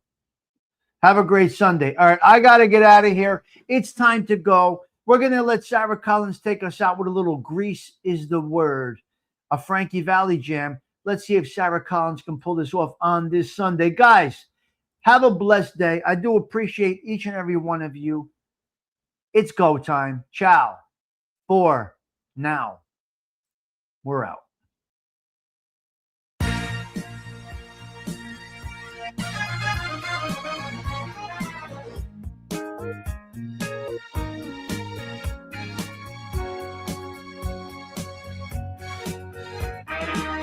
I saw my problems and I see the light. We gotta love and thing, we gotta feed it right. There ain't no danger, we can go too far. We stop believing now that we can be who we are. This is the word. They think